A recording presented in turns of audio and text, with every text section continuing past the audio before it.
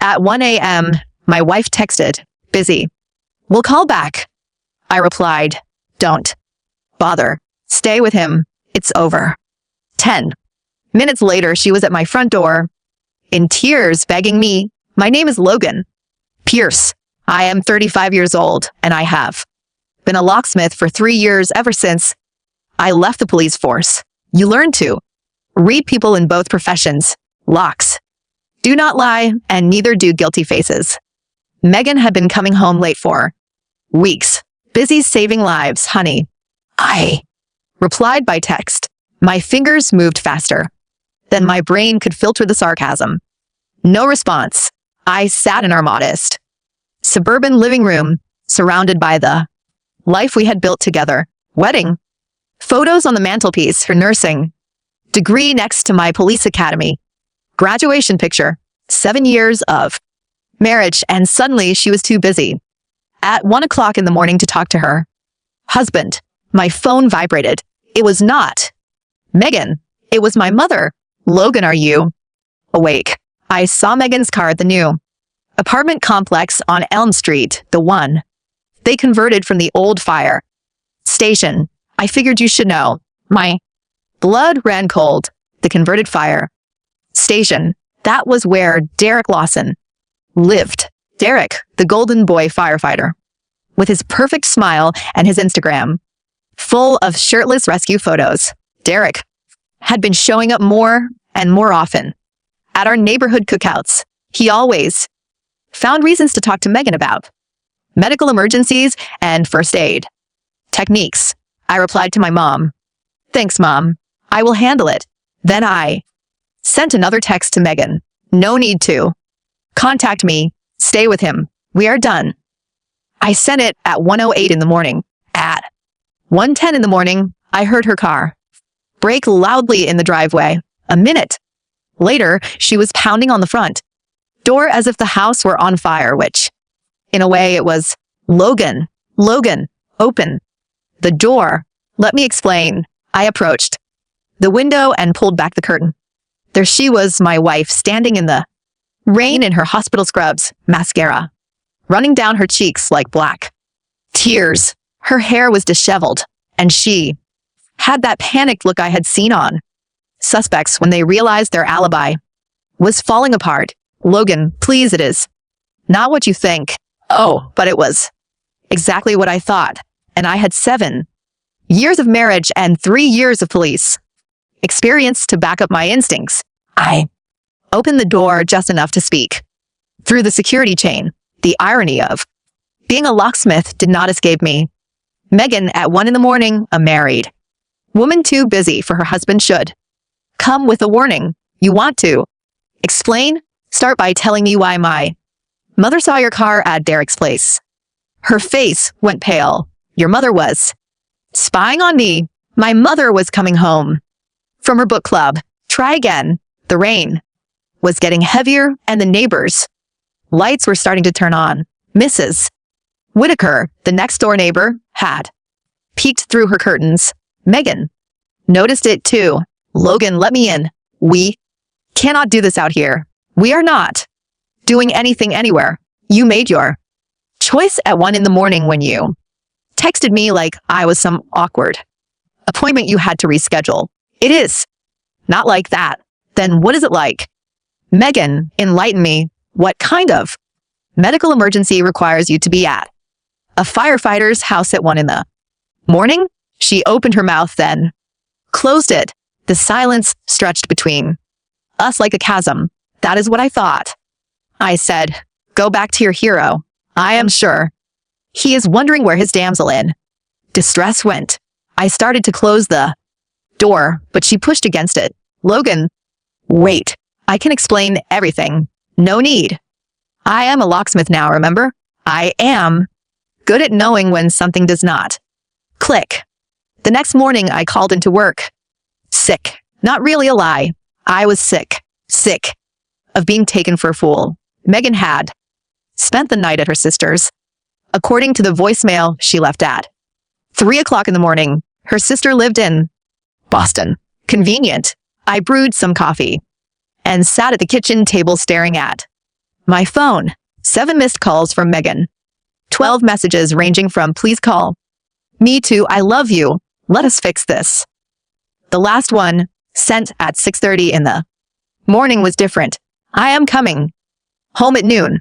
We need to talk. At 11:45 in the morning, I heard her key in the lock. She walked into the kitchen, looking like she had aged 5 years. Overnight. Good. Betrayal should leave a mark. Logan, I know you are angry. Angry? I laughed and it sounded hollow, even to my own ears. Megan, anger is when you leave the dishes in the sink. Anger is when you forget to record my shows. What I am feeling is something else entirely. She sat across from me, hands clasped as if she were praying. Maybe she was. It started 6 months ago, she said softly. Derek came into the emergency room with a minor burn from a kitchen fire at the station. We talked. Talked? Is that what we are calling it now? Logan, please let me finish. I gestured for her to continue. This was going to be good. He was going through a divorce. I was feeling distant from you. You were working so much, and when you came home, you were tired. So you decided to pursue an inappropriate relationship with a local hero. How original. Her face turned crimson. It was not like that at first. We were just friends. He understood the stress of emergency work. You never understood. I was a cop for 12 years. Megan, I think I understand stress. But you quit. You gave up and became a locksmith. And there it was, the real issue. I had left the police force after a shootout, a clean shoot, but it messed with my head.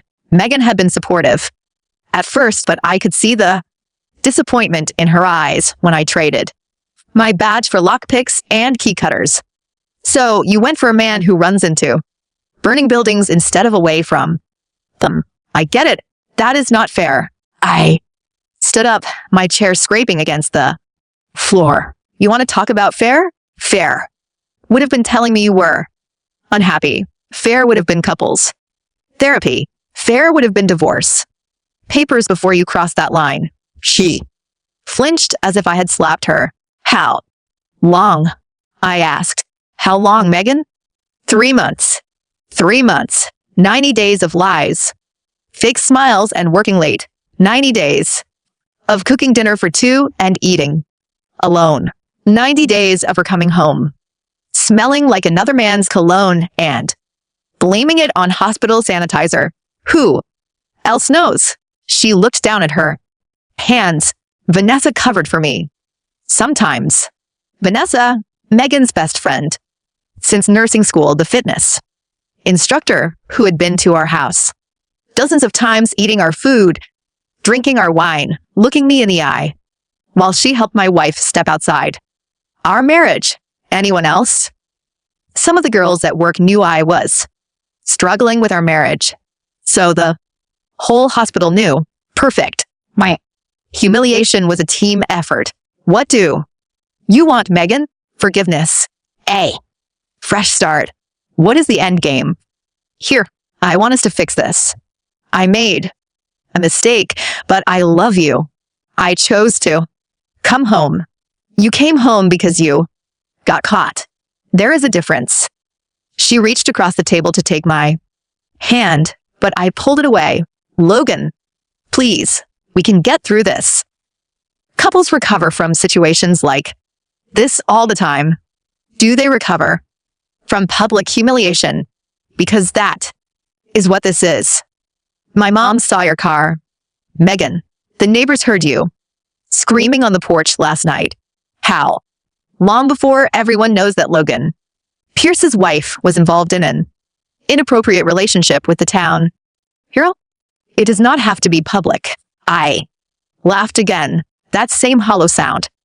Honey, in a town this size, your situation is already public. The only question is whether I am going to be the pathetic husband who takes you back or the one who stands up for himself. Her face changed, the pleading expression hardened into something I had never seen before. So what are you saying? I am saying you made your choice 3 months ago. Now I am making mine. That afternoon, while Megan packed a bag to stay at her sister's until we sorted things out, I called my old police partner, Frank Callahan, 40 years old, built like a beer truck, and currently working as a private investigator after taking early retirement from the department. If anyone could help me navigate this mess, it was Frank. Logan, how is civilian life treating you? Could be better, partner. I need a favor. Name it. I explained the situation. Frank listened without interrupting, which was unusual for him. Man, Logan, I am sorry. Megan seemed like one of the good ones. Yeah, well, looks can be deceiving. What are my options here legally? You are in a no-fault state, so the inappropriate relationship does not matter for divorce proceedings. But if you want to make life interesting for Derek and your wife, there might be some creative solutions. Give me a few days to dig into Mr. Fire Hero. Everyone has secrets, and guys like him usually have big ones. After Frank hung up, I sat in my empty house and tried to understand how my life had imploded so completely. 7 years of marriage gone, my reputation in town probably ruined, my trust in people permanently destroyed. But as I sat there, something shifted inside me. The pain was still there, but it was joined by something else, something colder and more calculating. I had spent 3 years as a locksmith learning that every security system has a weakness. Every lock can be picked if you know what you're doing, and I was very good at what I did. Megan and Derek thought they had locked me out of their little situation. They were about to learn that locks only work if the person on the other side does not have the right tools. My phone vibrated. A text from an unknown number. Hi, it is Vanessa. Megan told me what happened. Can we talk? I think there are things you should know. Interesting. The middleman wanted to chat. That could be useful. I replied. Coffee shop on Main Street in an hour. Vanessa was already there when I arrived, sitting in a corner booth and looking nervous. She was an attractive woman in her early 30s, all muscle and fake tan from her job at the fitness center. She had always been friendly with me, but now I wondered how much of that was genuine and how much was guilt. Logan, I am so sorry. I never wanted it to go this far. How far did you think it would go? Vanessa, what was the acceptable level of betrayal? She winced. I know how it looks, but Megan was really struggling. She felt like you had given up on everything after leaving the police force. She needed someone who understood her. So you helped her find one. I introduced them. Yes, but I thought it would just be a friendship. I never encouraged anything inappropriate. But you covered for her sometimes. Yes. I told you she was with me when she was really with Derek. I leaned back in my chair. What else, Vanessa? You did not ask me to come here just to apologize. She looked around the coffee shop, then leaned forward. There is something Megan does not know about Derek. He has been doing this for years, targeting married women, especially those in healthcare. He gets off on the hero worship, and when things get complicated, he moves on to the next one. How do you know that? Because I was not his first. 2 years ago, before I knew Megan was interested, Derek and I had a fling. He told me I was special, that his marriage was over. All the usual lines. Then one day, he just stopped calling. This was getting better by the minute. Did you tell Megan that? I tried, but she would not listen. She said Derek had told her about his past relationships and that he was different with her. Of course he was. Vanessa dug into her purse and pulled out her phone. Logan, I have to show you something. Derek has a group chat with some of the other firefighters. He calls it the rescue squad. He rates the women they have been involved with and shares Private details. She turned her phone toward me. The messages were exactly what you would expect from a group of overgrown frat boys. Disrespectful, detailed, and devastating. Megan was mentioned by name along with several other women I recognized from around town. There is more. They're planning some kind of celebration for Derek. Apparently, Megan is not the first married nurse he has targeted, and the guys want to throw him a party. I felt something dark and cold settle in my chest. Not just anger, something more focused, more dangerous. Vanessa, I need you to do something for me. What? I need you to get me into that group chat. 3 days later, I had everything I needed. Vanessa had managed to get screenshots of the entire rescue squad chat history going back 2 years. Derek Lawson was not just someone who had an inappropriate relationship. He was a predator who specifically targeted vulnerable married women and then bragged about it to his buddies. The chat revealed his entire playbook. He had targeted at least 6 married women over the past 2 years, including a teacher, 2 nurses, a bank teller, and a real estate agent. The firefighters rated each one and shared private details that would destroy the reputations and marriages of these women. Megan was just the latest trophy. Frank came over that night with a bottle of bourbon and a file folder full of information. Your guy Derek is a real piece of work, he said, settling onto my couch. 3 complaints filed against him at the fire department for inappropriate behavior, all swept under the rug because he is their golden boy. What kind of complaints? Sexual harassment mostly. A couple of domestic calls where he was allegedly too friendly with the female victims. Nothing that stuck, but there is a pattern. I poured 2 glasses of bourbon, and his divorce finalized 6 months ago. His wife cited adultery and got half of everything. But here is the interesting part. She is willing to talk. Apparently, Derek has a very specific type, and your wife fits it perfectly. Meaning married, works in healthcare or education, has a husband with a more routine job. He specifically targets women who feel underappreciated or neglected. The bourbon burned, but not as much as the truth. So what is the plan here, Logan? You want to expose him, ruin his career. I want to destroy him completely. Him and everyone who made this possible. Frank raised an eyebrow. That is a dangerous road, partner. They should have thought about that before deciding to play me for the town fool.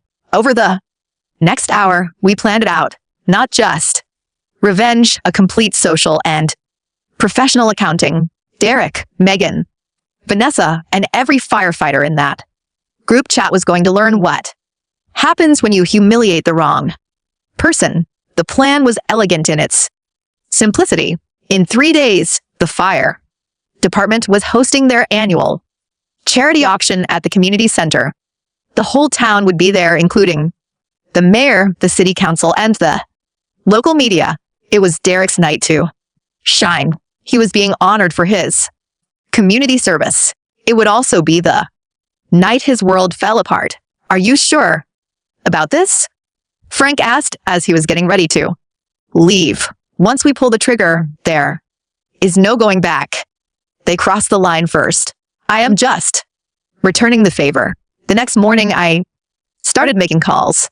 The first one was to Derek's ex-wife, Claire. She agreed to meet me for lunch, and what she told me confirmed everything I suspected. Derek is a narcissist, she said over a salad at a restaurant a few towns over.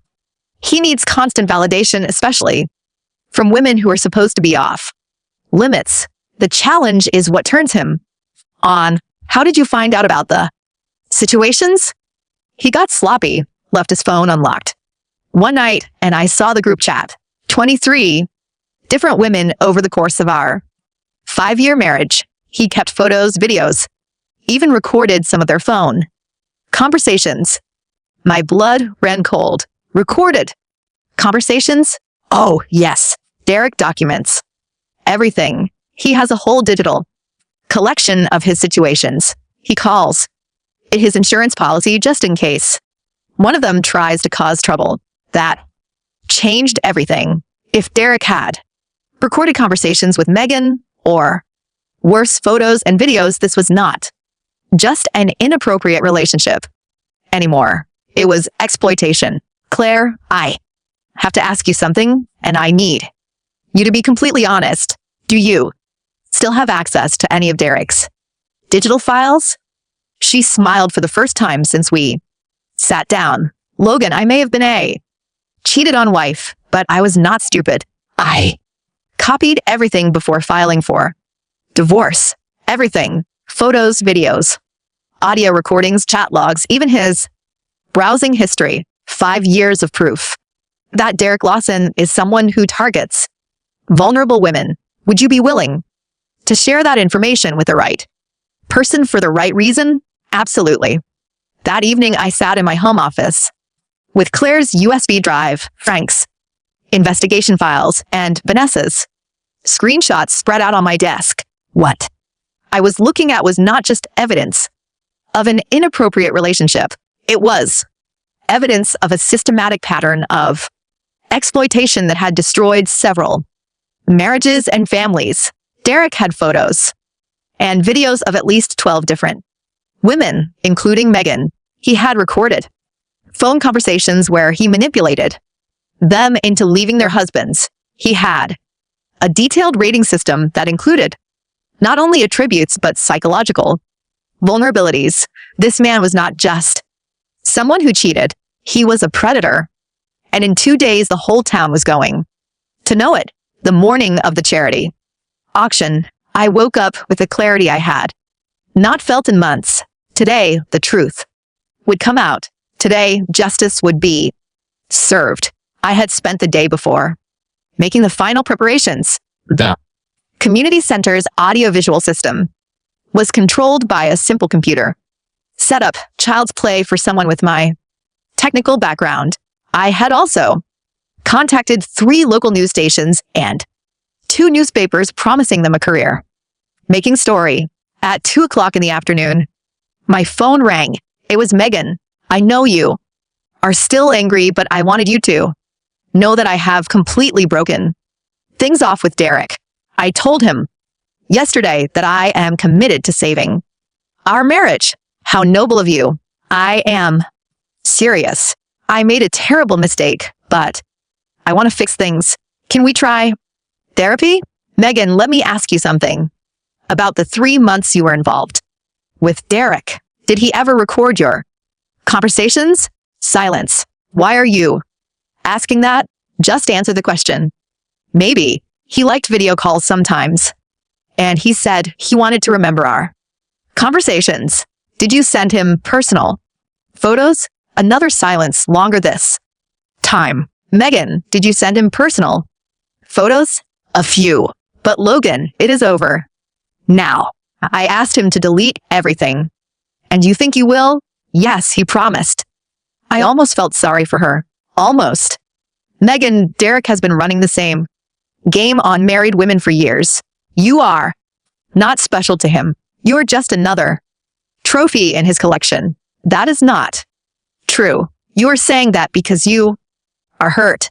I am saying it because I have proof. Photos, videos, recorded conversations, a group chat where he and his firefighter buddies rate their situations and share private details. You are lying. Am I lying? Ask him about the rescue squad chat. Ask him about Rachel Thompson, the teacher he targeted 2 years ago. Ask him about Amanda Clark, the bank teller whose marriage ended because of him. Ask him about the rating system he uses to score the women he manipulates. I could hear her breathing fast and shallow. Logan, how do you know all this? Because unlike you, I did my research before getting involved with someone. What are you going to do? I'm going to make sure everyone knows who Derek Lawson really is and everyone who helped him. Logan, please think about what this will do to me, to my career. You should have thought about that 3 months ago. I hung up. At 6 o'clock in the evening, I arrived at the community center. The place was packed, easily 300 people, including most of the city leaders and several members of the press I had contacted. Derek was holding court near the silent auction tables, resplendent in his dress uniform, accepting congratulations and handshakes. Megan was there too, standing with a group of nurses from the hospital. She looked pale and cast nervous glances around her. Vanessa was next to her, looking just as uncomfortable. At 7 o'clock in the evening, the formal program began. The fire chief gave a speech about community service and heroism. The mayor presented a commendation to Derek. Local business leaders praised his dedication. At 7:30 in the evening, it was Derek's turn to speak. He approached the podium with that swagger I had grown to hate. The crowd applauded. He was their hero, their golden boy, their symbol of everything that was good in their community. Thank you all for this incredible honor, he began, his voice carrying easily through the sound system I had modified earlier in the day. Being a firefighter is not just about running into burning buildings. It is about serving this community in every way possible. That was my cue. I pulled out my phone and activated the program I had installed in the community center's computer system. The large screens around the room that had been showing photos of Derek's heroic acts suddenly switched to a different kind of slideshow. The first image was a screenshot of the rescue squad group chat with Derek's name clearly visible. As an administrator, the crowd murmured in confusion. The second image was a compromising photo Derek had taken of himself with Megan. The murmuring turned into gasps.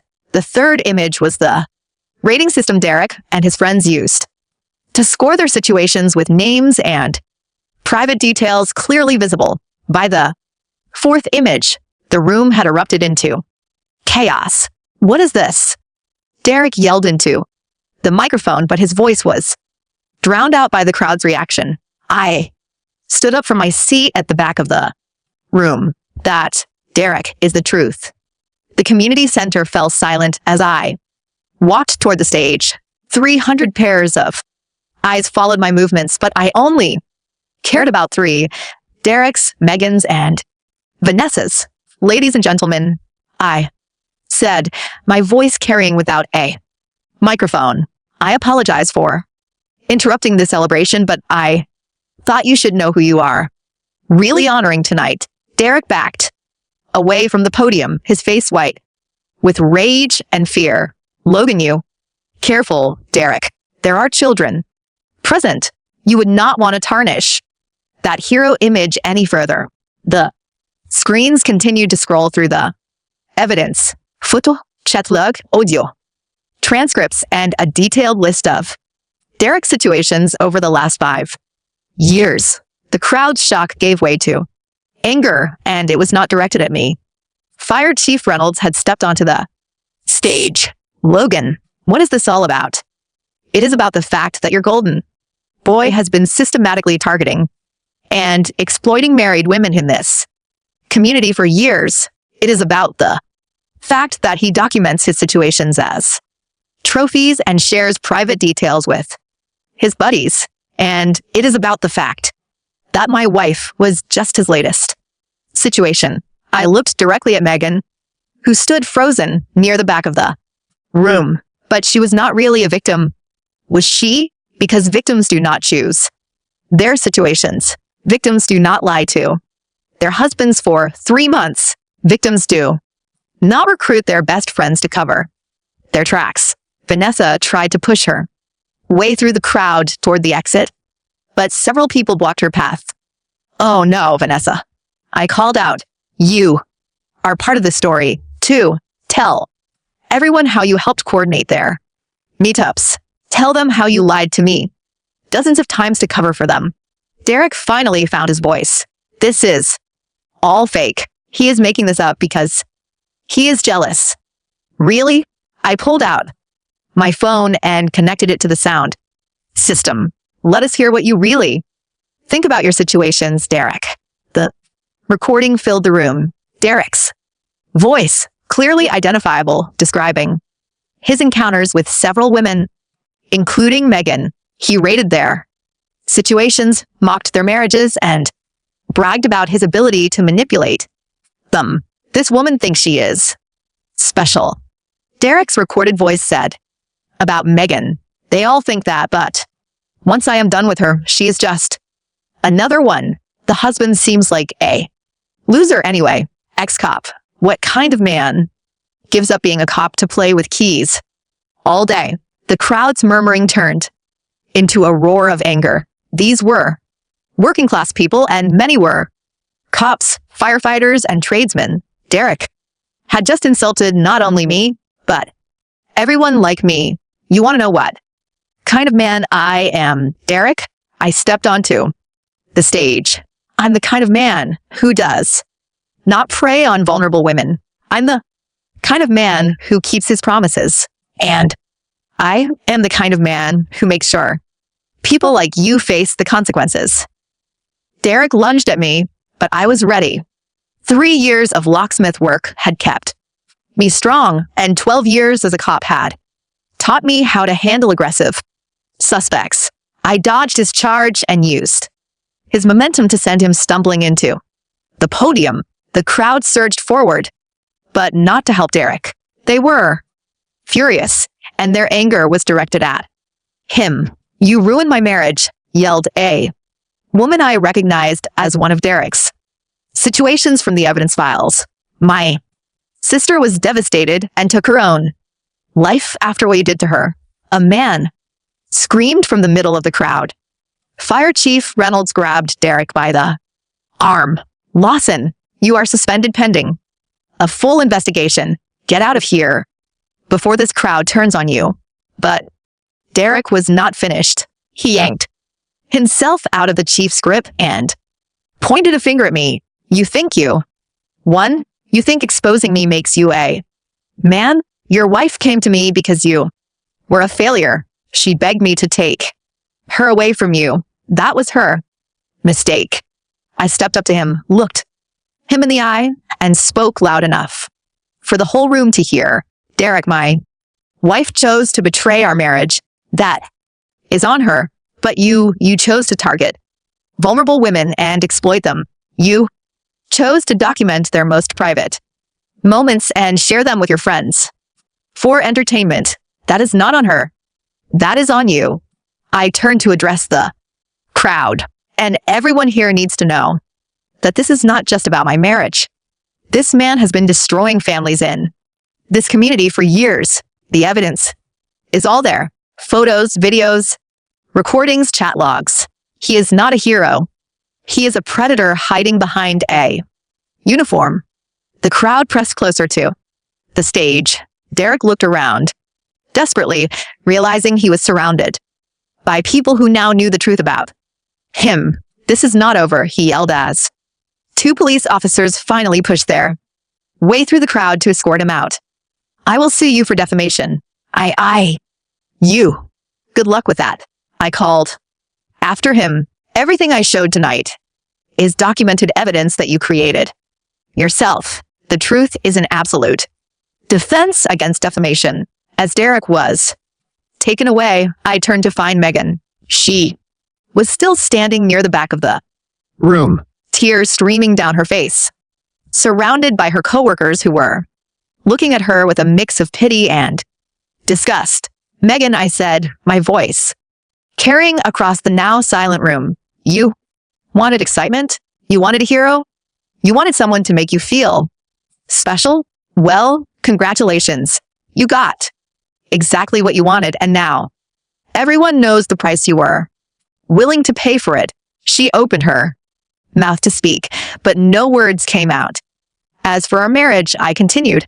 It ended 3 months ago when you made your choice. Tonight just made it official. The crowd began to disperse.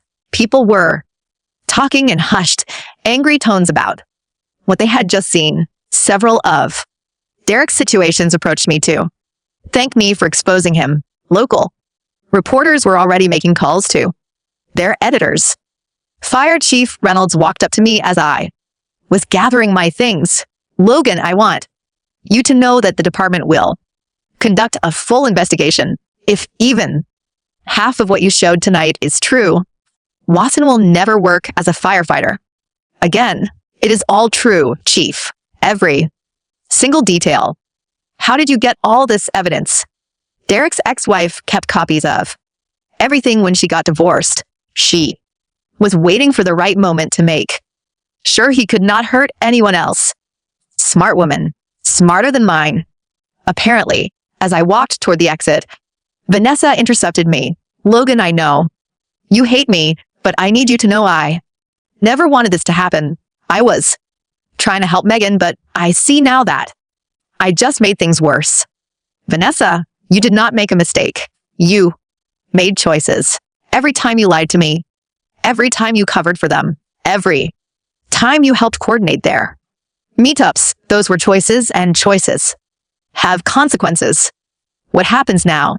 Now everyone knows who you really are, just like they know who Derek really is and who Megan really is. The truth has a way of leveling the playing field. I walked out of the community center into the cool night air. Behind me, I could hear the hum of conversations, the sound of a community processing the truth about one of their supposed heroes. My phone was already vibrating with calls from reporters, but I ignored them. The story would tell itself now. The evidence was public. The truth was out, and justice real. Justice was finally served. I got into my pickup truck and drove home to my empty house. But for the first time in months, it did not feel empty. It felt clean. It felt honest.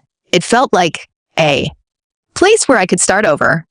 Tomorrow, Derek Lawson would wake up unemployed and unemployable. His reputation would be destroyed, his career over, his social circle gone. The women he had exploited would finally have justice, and the community would know the truth about their fallen hero. Megan would wake up divorced, disgraced, and alone.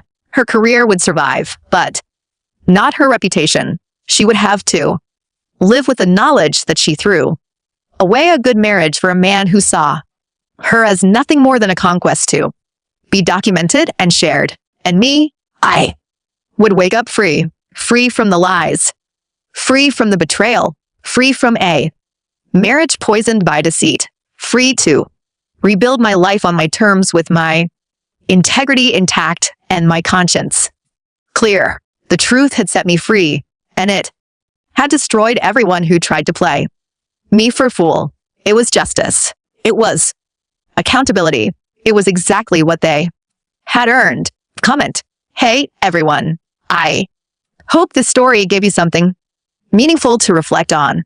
I know how deeply it hurts when someone close to you breaks your trust. What matters most is how we choose to protect our own self-respect moving forward.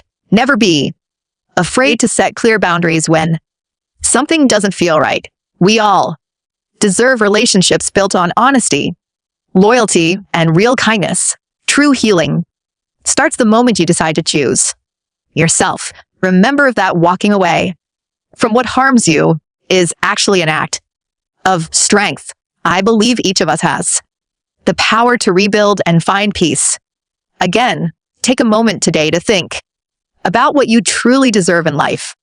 Stay strong, value yourself, and always choose the path that brings you genuine peace. If you like the stories, don't forget to leave a comment and support the channel by subscribing. See you in the upcoming stories.